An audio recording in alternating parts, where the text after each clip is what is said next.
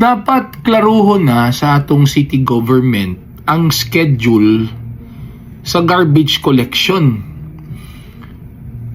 You know what? Ang amo itong kakakita mga ordinaryo nga mga katawhan kay daghang kayo mga garbage trucks nga gabaras-baras pero dili gakuhag basura. And we don't understand why is that happening. Yes, it's true na mga moderno nga mga garbage trucks. Pero nganong napamangyapoy basura? Nagkalat bisag asa nga dalan mapa Divisoria, diri sa sentro, mapa Midtown, mapa Uptown. Andin ang sakit palandungon na nagaling ng mga basura sa dalan, na po'y mga garbage trucks nga panglabay, pero guys naman sa mga garbage trucks, mura naman sila ga-joyride.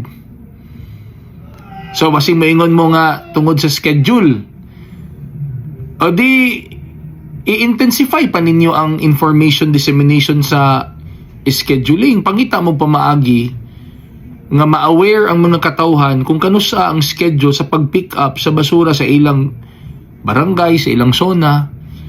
Kay mo man ay reklamo karon sa mga katawan, wala sila kahibalo sa schedule sa pag-pick up sa basura. Kung ang inyong gisaligan Facebook, dili siya effective.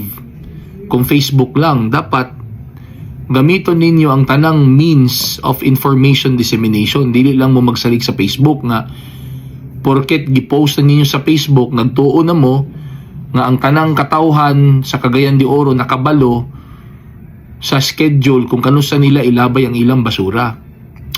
You know what? Luod na kita tanaw ng Cagayan de Oro, bahugaw na kayo. Unya, diya pod bitaw sa Sayas landfill, di ba? Gikuha naman ng basura diya. Mura na magibalin sa pikas ang basurahan.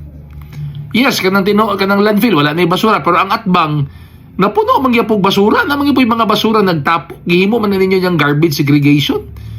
Dapat wala na ng mga ingon ana. Mura nagyapog basurahan ang landfill. Pastilan, bagayod.